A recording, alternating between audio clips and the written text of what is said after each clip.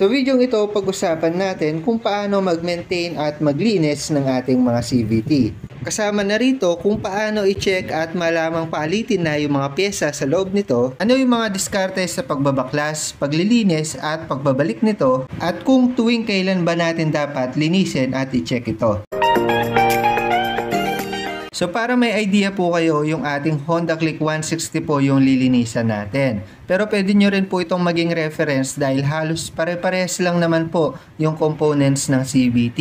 Nagkakaiba na lang po yan sa itsura ng cover at sa mga bilang ng tornilyo. So sa mga hindi pa po nakakaalam ng CVT or panggilid, ito po yung part ng ating mga motor kung saan dito tinatransfer yung RPM mula sa ating makina papunta sa ating mga gulong. Kumbaga mechanism po ito at dahilan kung bakit umaandar yung ating mga motor. Dito natitimpla yung arangkada, top speed at performance ng ating mga motor. At kapag hindi po natin na-maintain or nalilinis or naayos yung mga pyesa dito sa loob ng CVT, ay magkakaroon po ng pangit na performance or pangit na andar yung ating mga motor. Also dahilan para magkaroon din ng dragging at vibration yung ating mga motor. So tuwing kailan nga ba natin dapat linisin at i-check yung ating CVT? Ang pinaka-ideal at recommended po ay tuwing 6,000 kilometers odometer reading. Hindi madalas at hindi madalang. At tandaan din natin na kapag nagbukas at naglinis tayo ng CVT, ay isasabay natin yung pag-check up ng mga parts nito sa loob. So isa-isahin po natin yan pagkabukas ng CVT. So ang first step po natin ay babaklasin natin yung cover ng CVT natin. Usually dalawa po yung cover ng CVT. Yung maliit is tinatawag na cap cover at yung malaki is yung crankcase cover natin. Dito sa Click 160, meron 3 tornilyo yung cap cover natin. So tanggalin muna natin yan. Kadalasan po 8mm socket wrench yung ginagamit para sa mga bolt na yan. At kapag natanggal na natin yung mga bolt ay pwede na natin mahugot at matanggal yan. Dito sa Click 160 may naka-attach po na parang cable dyan. So para matanggal yon, ipitin lang po natin siya ng plies. Then pagkatapos, tabi lang muna natin yung cap cover. Then pagkatapos, yung mga bolt naman sa crankcase yung tatanggalin natin. So nakapaikot po yan dito sa crankcase natin. Gamit lang po ulit tayo ng 8mm socket wrench. Unahin na po natin yung bolt dito sa loob at sulok. Medyo mahirap po kasing tanggalin yan kung gagamit tayo ng diretsong socket wrench. So yung diskarte ko po dyan is gagamit po tayo ng ratchet para pumasok at maluwagan po natin. Then yung mga ibang bolt ay medyo naka-expose kaya pwede na tayong gumamit ng mahabang socket wrench.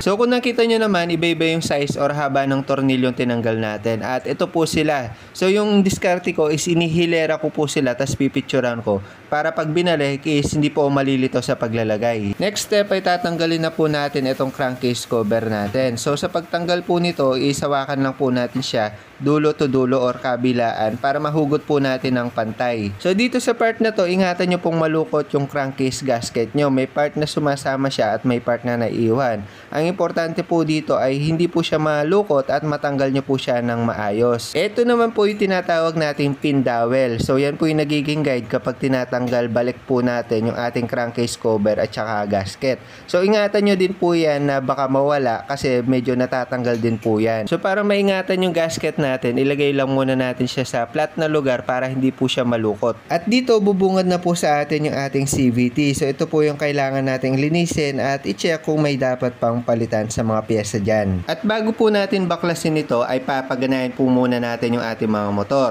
I-check natin kung may unusual na nagaganap dito katulad ng mga kalansing or kung mapagpag ba yung belt. Dito based sa observation natin sa ating mga motor, medyo may kalaskas na tayong naririnig. Indikasyon na medyo marumi na po yung loob niyan. Also, yung belt may konting pagpag na po na nagaganap kapag naka-idle. So, indikasyon din po yan na kailangan natin i-check kung palitin na ito. Next step is tatanggalin na po natin itong mga nut dito sa ating drive face at dito sa may bell. So pwede tayong gumamit ng socket wrench yan. Dito sa may drive face 22mm at dito sa may bell is 19mm usually. Pwede po tayong gumamit ng impact wrench pero kung wala, Y-tool at L-handle. May video po tayo ng paggamit ng mga yan kung wala po tayong power tools. Pero for now, impact wrench muna yung gamitin natin para mas mabilis. So ulitin ko lang, 22 22mm socket wrench yung gagamitin natin dito sa may part ng pulley. Sa pagtanggal nito is counterclockwise yung ikot natin. So ayan, natanggal na po natin yung nut at saka yung makapal na washer niya. So tabi lang po natin yan. Next naman yung kabilang nut dito sa may bell. So gamit lang tayo ng 19mm socket wrench dyan. So ayan, dito natanggal na natin yung nut niya. So yung washer niya medyo manipis ng konti. Para magkaroon po kayo ng idea sa odo or tanda ng aking mga motor, meron na po siyang halos 25,000 kilometers odometer reading. At yung sitwasyon ng ating CVT ay halos all stock pa po yan. Wala pa po halos napapalitan dyan. Medyo napansin ko lang dito sa baba may makintab siya na part, indikasyon na pumapagpag po dyan yung belt natin. Also nakita ko rin yung belt natin, na-observe natin. Medyo may mga cracks na po siya, medyo malalim na po. So check natin mamaya kung kailangan na natin palitan yan. So ang una po natin tatanggalin ay itong drive face. So kailangan lang po nating mahugot yan. Kapag medyo mahigpit is uga-ugain natin ng konti para matanggal. Primary checking, kailangan lang natin tingnan dito kung smooth pa yung surface niya. So ito, wala pang lubak, wala pang mga baku-bako, kaya okay pa tong dry face natin. Next po is tanggalin lang natin yung belt natin. So medyo ihawi lang natin siya pababa. Next po natin tatanggalin ay itong pulley set. So medyo saluhin po natin ng daliri yung likod kasi may mga components or pyesa pa po yan dyan sa likod niya. So dito sa likod, may kita po natin yung backplate natin. So primary checking, tingnan lang po natin kung medyo mauga na po yan. Pag medyo mauga na po kasi, palitin na yung slider piece. So dito sa akin, medyo intact at masikip pa po siya. So okay goods pa po. Dito naman sa part na to, tingnan din natin kung smooth pa po or wala pa pong mga uka dyan. At also, tingnan din po natin yung crankshaft natin. Kung makikita nyo, medyo makalawang na po yan, no? So mamaya gagrasahan po natin ng konti yan.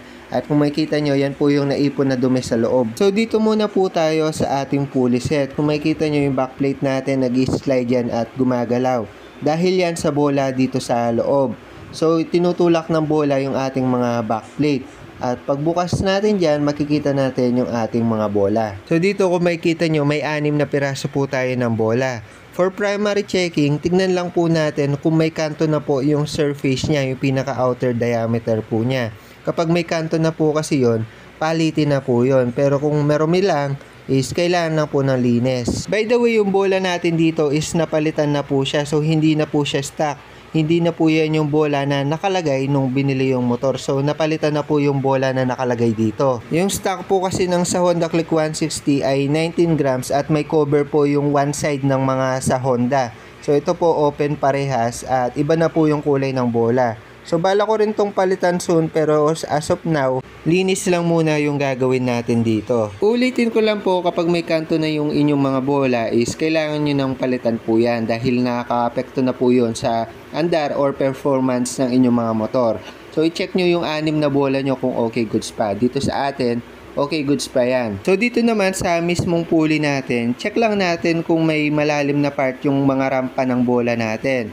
Pero usually matagal naman pong mapudpud yan at kapag stock yung gamit natin is matibay naman po yan. So sa akin, okay goods pa po yan. Ang kailangan lang natin gawin is linisin lang po yung ating pulley. Dito naman po sa pinaka bushing, matibay din naman po yan at hindi naman po agad-agad nasisira. Pero pag maluwag na po yan sa crankshaft, palitin na din po yon. Pero dito sa atin, okay goods pa, medyo makalawang lang ng konti. So, linis lang din po yung kailangan yan. Balikan ko lang po itong backplate natin. So, dito sa part na to, dyan po tumatama yung bola natin. Tingnan lang po natin kung malalim or may kanto na po yan. Pag wala po, okay goods pa po yung backplate natin. Also, yung slider piece po natin, yan po yung umiipit sa pulley. Kapag medyo masikip pa po yan, okay goods pa po. Pero pag maluwag, palitin na po yan. So, dito naman po tayo sa kabilang side. Dito, una po nating mahuhugot yung ating clutch bell. So, dito umiipit yung ating mga clutch lining. Next po natin tatanggalin yung ating torque drive at kasama na po nating matatanggal dyan yung belt natin. So, sasabay po natin yan. So, para i-check kung okay pa yung belt natin, tingnan lang natin dito kung may part na siya na uka o hukay kung saan po umiipit yung clutch lining. So kapag ganun po kasi, pag malalim na, palitin na. So dito naman po tayo sa torque drive assembly. So nakadikit din po dyan yung clutch assembly natin. Para matanggal po yan, may malaking nut po tayong tatanggalin at gagamit po tayo ng torque drive wrench. So nabibili yan online. Ilalagay ko na lang din po yung link kung gusto nyo ng ganyan. Then may kasama na rin po siyang extension para sa impact wrench para babarilin na lang natin. Pero kung wala po kayo power tools at mga ganyang tools, pwede nyo naman pong imano-mano. So yung nasa isang video natin, gumamit tayo doon ng vice grip at saka ng martilyo. So pinukpok lang natin at natanggal din po natin siya. So ilalagay ko po yung link ng video na yon, pero this time is impact wrench muna para mapabilis yung trabaho po natin. Take note lang din po na kailangan yung apakan or lagyan ng force yung inyong mga clutch lining dyan, kagaya yung nasa video natin. Para kung sakali mang matanggal na po yung nut, is hindi po siya tumalsik sa inyo dahil po may center spring na tumutulak po sa part na yan. So yan, kapag natanggal na yung nut, alalayan lang natin, dahan-dahan lang. Baka tumalamsik yan dahil medyo masakit kapag tumama sa atin yan. So dito sa part na to, matatanggal na po natin yung ating clutch assembly, yung nasa ibabaw na yan. So matatanggal na natin tong clutch assembly natin. Kung makikita nyo naman, marami din pong parts sa loob yan. So mamaya, titingnan po natin yan. Ito naman po yung tinatawag natin na center spring na napakatigas. So ito po yung pinaka spring na tumutulak sa ating clutch assembly. At ito naman po yung tinatawag nating torque drive assembly. So dyan po umiipit yung belt natin. So mauna po tayo dito sa clutch assembly. Para malinis at ma-check po natin to, kailangan po natin siyang i-disassemble or dismantle. So gamit lang po tayo ng maliit na flat screw para matanggal po yung tatlong circlip. So kapag natanggal na natin, medyo itabi lang natin at maliliit po yan, baka mawala. Next step is pwede na po natin tanggalin yung cover ng ating clutch lining. So ibaliktad lang po muna natin yan at pukpukin yung part na naka-usli or nakasobra para medyo umuga at umusog ng konti. Then gamit yung flat screw ay suksok lang po natin dito sa gitna para matanggal po ng husto yung cover natin. At kapag natanggal na po itong cover ng lining natin, bubungad na po sa atin yung ating mga clutch lining at clutch spring. So dito makikita po natin na yung ating mga clutch lining is naka-attach gamit yung mga clutch spring. So yan po yung humihila sa mga lining po natin. So para matanggal po yan, gamit lang po tayo ng circlip remover or pwede rin pong plies. So sa previous video natin, gumamit po tayo ng plies dyan at natanggal naman po natin.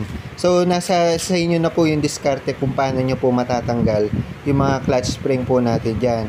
So ayan, kapag okay goods na, i-stabi lang po natin yung mga yan. Then proceed na po tayo dito sa ating mga clutch lining. So kung makikita nyo, yung mga lining po natin is bumubuka po yan kapag tumaas na po yung RPM or kapag pinagana po natin yung ating mga motor. At kung makikita nyo, may poste po sila na pinaglalagyan. Kapag medyo masikip or nangalawang na po yan, yun na po yung nagkokos ng dragging dahil nahihirapan na pong bumuka yung clutch lining po natin. Pero dito sa case ko is maluwag pa naman po siya. Dito naman po sa pinaka-lining or pad, check po natin kung tama pa po yung kapal niyan. So yung akin, okay goods pa po yung ganyang kapal. At yung pinaka-surface po niyan, so mamaya turo ko paano linisin yan or i-refresh. So ito pong mga clutch lining po natin, yan po yung umiipit sa bell natin. Bumubuka at sumasara po yan. Kaya naman dapat na maintain natin or nalilinis natin yung mga components na to kasi pag marumi yan, nagkakaroon ng sliding at dragging. So baklasin lang po natin yung mga lining natin at tanggalin natin sila dito sa housing po nila at mamaya ay lilinisin po natin yung mga yan. Ito naman po tayo sa ating torque drive. Kung makikita nyo, namumuo din po yung mga alikabok at mga dumi dyan. Kaya naman kailangan talaga nating i-maintain po yung part na yan. So dito, unang gagawin natin is baklasin po natin yung parang base ng center spring natin. Gamit lang po tayo ng kamay, ikutin po natin at matatanggal po natin yan. So pagkatanggal po niyan ay bubungad po sa atin yung maitim-itim na grasa. So kailangan po talaga nating linisin yan at irepakan ng bagong grasa para maganda ulit yung dulas at maganda ulit yung paggalaw. Kumbaga, smooth ulit yung galaw ng mga pyesa natin dyan. So baklasin pa po natin yan, medyo galawin lang po natin o ikutin yung torque drive at mahulog po yung mga pin guide natin dyan. So tatlo po yung pin guide natin dyan at ingatan lang po natin dahil medyo maliit at baka mawala. So importante po yan para sa ating mga torque drive. So kung makikita nyo dito, punong-puno ng grasa yan at pag natanggal na natin yung pin guide ay mapaghihiwalay na po natin yung dalawang part ng torque drive natin, yung male at saka female torque drive. So kahit dito sa loob ng female torque drive ay medyo maitim na po yung grasa, so kailangan na po natin talagang palitan at repakan ng grasa yan. Dito naman po sa ating male torque drive ay may mga bearing din po sa loob niyan at kailangan na din natin repakan ng grasa. Sa part na to, dito nag-slide yung belt natin. Check din natin kung may uka na rin po, kung may baku-bako, para ma-assure po natin na smooth pa yung ikot ng belt natin dito. Pati dito sa ating female torque drive. So kapag smooth pa po yung mga yan, okay goods pa, linis lang po yung kailangan ng mga yan. So dito naman po tayo sa ating mga belt. Actually may bukod po ako na video dito na in-upload ko lang recently kung saan in-explain ko po kung pwede pa or hindi na po yung belt sa pamamagitan ng pag-check ng mga cracks. So kung gusto nyo panoorin, ilalagay ko na lang po yung link sa baba. Pero para magkaroon po kayo ng idea, yung belt natin is palitin na po yan. Dahil 24,000 odometer na po yung tinakbo at sobrang laki na po ng mga cracks niya. Kung makikita nyo, napakalalim na po. So hindi na po pwede yan at kailangan na po nating palitan. Kapag na-disassemble na natin lahat ng parts ng CVT natin at na-check na po natin kung ano yung mga dapat i-check at kung may dapat pang palitan, oras na po para linisin na po natin yung ating mga CVT. So lahat po ng parts na yan lilinisin po natin, pati itong crankcase cover at itong inner part ng CVT. Pwede po tayong gumamit ng CVT cleaner para mas okay at mas mabilis po yung trabaho. Tapos samahan na rin po natin ng brush para matanggal po yung mga dumi sa kasulok-sulukan ng CVT po natin.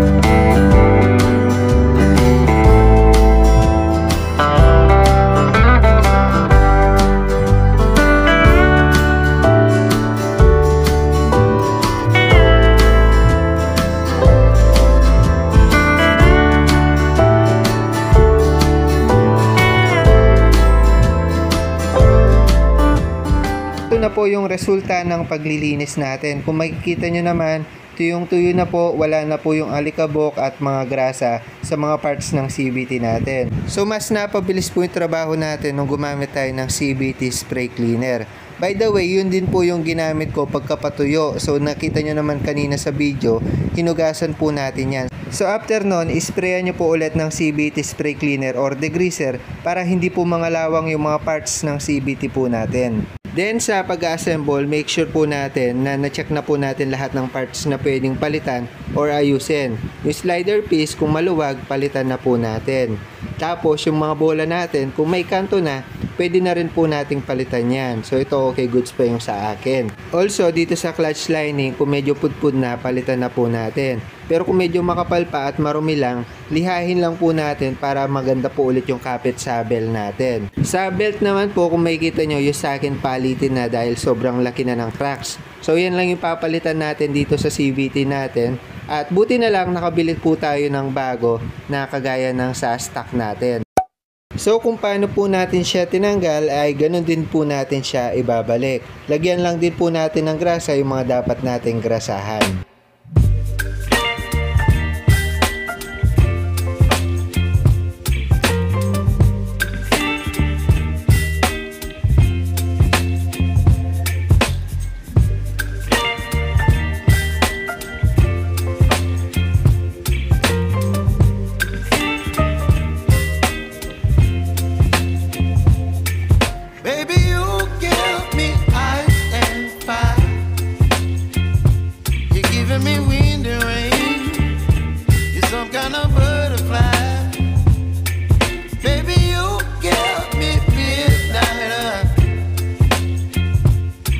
My appetite, don't leave me here high and dry.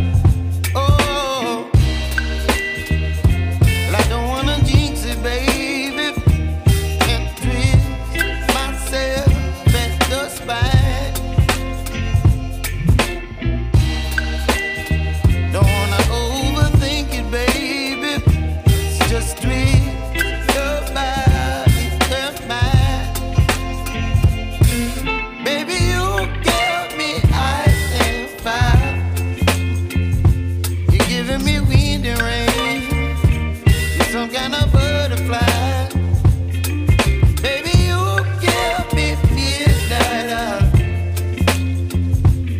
whip up my appetite. Don't leave me here high and dry. Oh, but I don't wanna jinx it, baby. Let's not get ahead of my time. Oh, but I don't wanna miss you, baby. Sa pagbalik ng cover ng lining, yung naka-curve, yun po yung nakatalikod, at yung flat part or yung matulis, yun po yung naka-expose or yung nakaharap sa labas. Siguraduhin din po natin na nakalubog po yung pinaka-cover para mailagay po natin ng maayos yung mga circlip. Pukpukin lang po natin ng bahagya gamit yung martilyo.